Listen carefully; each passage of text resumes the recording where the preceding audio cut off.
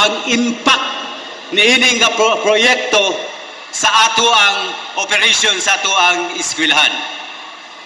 Akong amahan sa probinsya, my ninong, my fraternal brother, and our beloved Governor Douglas Roa Cagas.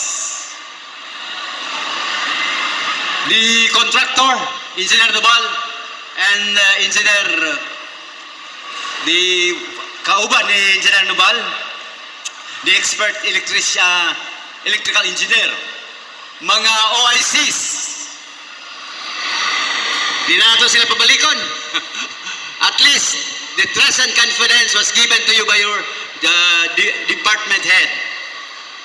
Mga teachers, of course, ang atuang kanunay makita sa Digo City National High School atong Vice Chairman sa School Governing Council, gikan paglinog, hangtod pagsulbad sa problema sa linog, hangtod karon naagyapon kagawad June Banlasan. Of course, ang atong pinaka-aktibo nga nag-leader sa atuang school management team, ang PTA o ang SCC, ang atong PTA President, Attorney Julian Niñesa. Sa mga banda, Sir Rendon, ang atong project manager, tanan, atong mga media, mga banda, estudyante, mga teachers, paminaw. 1 year ang duration na nga project nga nagtuko nga dili ma-realize. Paminaw ang mga estudyante nga kada flag ceremony unsay akong guiding principle nga gihatag sa tuang gigihatag kada flag ceremony katong DPWH. Experience wise, daghan tag laboratory equipment, computers sa ato ang textbook, dili magamit si SAS because kulang ta sa kuryente.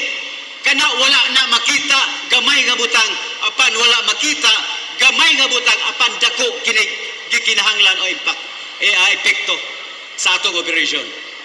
Nag-istorya mi si Atty. Niñesa, nag-istorya mi si Sir Rendon, ang atong school management team ni come up ang atong guidance sanan, ang atong school management team, mga teachers, unsa gyud sulbad niining atong perennial problem sa Department of Education. Daghan ng mga dissertation, study, nga ipang-conduct, ngano nga ang atong problema sa Department of Education, drop out rate. Ngano nga dili ma 100% ang atong survival rate. Daghang drop out. Out of 10,000 mo drop kag 2,000, dako na kayo na nga epekto. Gibuhatan ka na sa natong mga academ, mga doctorate o research, ang ilang main nga kapobrehon. Nga ako permanente, ako pobre, kita pobre, wag gihapon. Cutting classes, nganong dili ganahan mo, ingon sila ang mga teacher factor, parent factors, inako di siguro na. Ingon ako sa akong school management team, ato daw ning tinambanon. Unsang tinamban? True experience. Gainan ako akong may estudyante, magdamgo ta, kanang DPWH, unsang kadamgo? Kay akong gunitan, sukad nga na ako sa pamilya Cagas, kay murag apo, pag kamagulangan, ikan pa sa akong pag-eskwela, hangtog pagtrabaho, sila ang nag-mold, nag-guide sa kuha. Ang ako lang is, quitter never wins, winner never quit. Maunang kapadayon ko, isa sa anak natong congressman Mark Cagas, ingon siya, kinahanglan ang mga leader magdamgo, dili magdamgo mga nga matulog. Duha ra ka klase, damgo nga nagmata o damgo nga natulog. Kung natulog ka nagdamgo, duha ra tubag sa atong mama ug papa, baliktad ang damgo. Pero what Vice Governor Cagas said, kinahanglan magdamgo ta nga nagmata. Kaya there is a possibility that that dream will be realized. Unsay gibuhat nato, nag-dream ta ang ato school management team. Akong gi-present una sa ato school management team. Isa lang ka example sa ilaha. Para masulbad ning dropout, masulbad ning cutting classes, masulbad ning absenteeism. Masulbad. Unya, wapo ang pag-deliver sa atong mga teachers o lection o lesson sa atong mga bata. Unya ang mga bata maayo, attentive, maminaw. Ingon siya to niya sa unsa nga project. Ingon ako, we will give comfortable, conducive classroom sa atong mga bata. Ingon siya unsahon. Sample lang. Ingon ako, attorney, na kay opisina. Sulay daw dili. Tulurat na sa opisina. O walay air condition na kay kliyente. Unsay mabati niyo. Igang. How much more ang atong classrooms? That's why, ang dream ni nga kubuhatan nato ni plano, we will present to the office of the governor kay nasayod ko nga tanang proyekto dire tatak tagas. Palakpakan nato na. Maulaw na ta pirapan. Dili ta nga naman nasayod ko sa quality, nasayod ko sa kinaiya. Gamay pa ko na matuto ko sa liderato ni atong gobernador. Ikadua, planuhon na to. With isa, daghan ni mo to. Mga teachers, ang may estudyante, grabing palakpak. Mga teachers, grabing palakpak. Pero naamang yung mga negatibo. Ha? Kaya maubitan ng pagpa-upgrade na itong mga extension. Pag-upgrade, dool kong gobernador. 8 ka high school na establish na.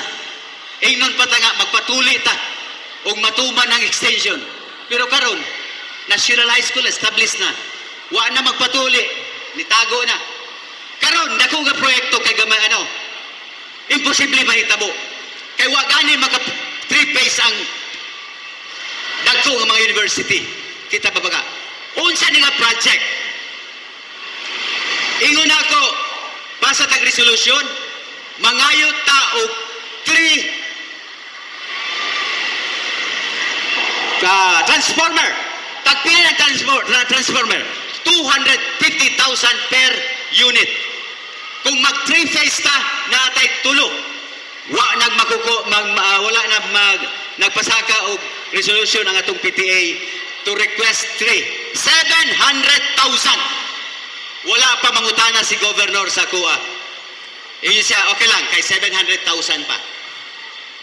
Buhatan og building, gi-input na to. At to Ms. Nasoreco, gihato na ko si General Dubal kay kami na engineer niya na. Ingon ako nga, pwede ba ni ikabit ritso? Ingon sila, ingon Nasoreco, o ikabit di mo ng tulo ka transformer ni mo, dire sa imong eskwelahan nga, wiring. Ug daw ang Digos City National High School. Ingon ko, nga naman, iya kinahanglan na og electrical wirings nga 3 phase. Pila? Gihatagan ko nilag budget nga 2.3 million. Doon na po mi. Nagpanugo na ko kay kabalugo ni sa Dodo. O muhatag proyekto kinahanglan idipinsa nimo. Akong giingnan sila. Pasaka lang ta with the PTA. Mangayo ta basta muhatag si gobernador basta nakabalo siya unsay tumong og tuyo o impact sa mong proyekto. Balik na po mi dito. Giingnan ko niya, unsa na po ni? Nga ang inyong syudad, wala naaman mo yung SEF sa itong syudad. Sa una, di ba? Nga nung dito maging mga nasuko ng Schools Division Superintendent sa Division of Davao del Sur, kay pila ka milyon ang nahatag sa syudad, sa Digos City National High School, nga SEF, supposed to be, dili nagunta to sa City of Digos. Apan, nakakatarungan man si Gob. Ang Digos City is component city. Meaning, kung component, under pa, gihapon sa iyahang lidero. Palagpakan nato kay Baulagi, kinahanglan i-justify niyo. Ingon siya, that 2.3 million na po, gihatagan na kag 750,000. Unsa naman po na? Kabalo ba ka nga daghan pag nanginahanglan? Iyon ako, huna-huna po ako, kung daghang nanginahanglan, mas daghang nanginahanglan. Tungod kay nasayod ko, ngayon ako, kining dream, plan, works, and harvest, matuman yun. 1 year na itong fight nini. Ingon ako kang Gob, mauni amang plano. Na Sister Batuon, naminaw program sa Mati National High School. Akong gibyag-yag sa tubangan ni Governor sa mga tao sa parents sa Mati. Ingon ako, akong among damgo sa Digos City National High School nga i-fully air condition ang tanang classrooms. Walay na makpak mga taga dito. Ingon ako, imposibleng mahitabo. Ingon ako, sanay na ta ni ining sigig damgo. Kay nagdamgo man tag namatay. Ingon ako kanggo, ngano nga kinahanglan una nga impact nga kung ma-computerize tanan ang atong Digos City National High School, mauna ka na ang show window. One of its kind nga Digos City National High School, public high school, nga fully air condition ang tanang mga facilities. Di pagkapasport na to. Kaya, alanganin, kay Kapitulyo ang opisina uban, kung gani ma-computerize uban. Ano? Dili. Maura na, kung tinamban nga study para masulbad ng dropout, masulbad ng class cutting, masulbad ng absenteeism. Nga naman, ingon siya, of course. Una, kung air condition ang classroom sa mga bata, unsay bation sa mga bata. Komportable, bugnaw. Diba? Imposible mo gawas-gawas pagka nga perting initas gawas. Imposible mag-cutting classes pagka nga naay gwapong room nga bugnaw kayo. Maniuto na dito nas classroom. Ingon ako, pakapilan pag yun nato, free wifi ang tibok Digos City National High School. Ingon sila, nakasabot og komplikado ang hunahuna sa mga teachers o mga ginikanan mga estudyante.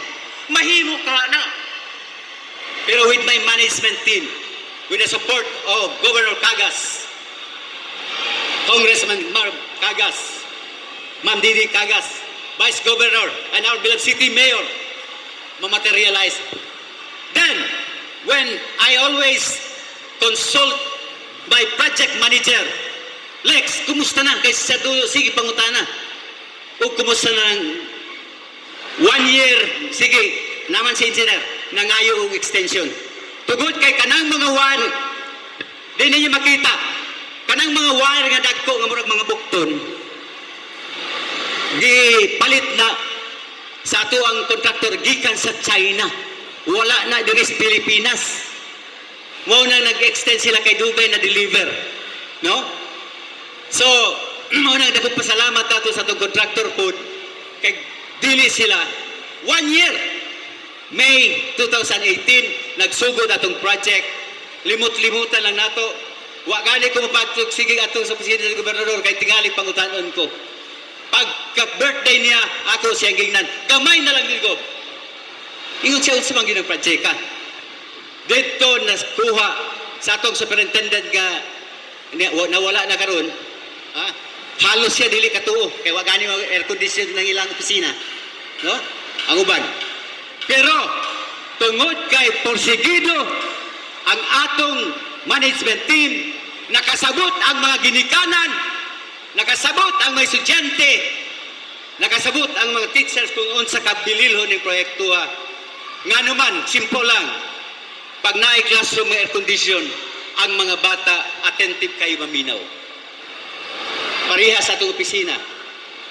Ug air condition, entertain kang bisita, di ba sa photon ka. At the same time, ang atong mga teachers, makita niyo mga teachers nato karon nagkadusingot sa kaigang. Pero kung air condition atong classroom, ang atong teacher di na mawawa sa classroom. Duha-duha bagyapon. Karon kay na materialize nga na turn over. First 3 phase niya tung baga sa rubrics sa karon aga diagram ta naa ta sa 80%. Kay pinaka-basic na kinahanglan nga kung may air condition nato ang tanang classroom, laboratory rooms, kinahanglan yung tag 3-phase nga electrical installation, insulated. 3-phase. Karong adlaw ang atong gi-dream, ang atong gi-plano, o ang plano gihimuan nato, gitrabaho nato, unsa ng ETS. Mga bata, dream, plan, works, and ETS. Harvest. Palakpakan nato kay karungan lawa na human ang atong tulo ka phase nga electrical wiring padulong na sa katumanan sa atong damgo nga mahimong fully air condition ang tanang classroom, laboratory sa Tigos City National High School para makabatunta og quality education.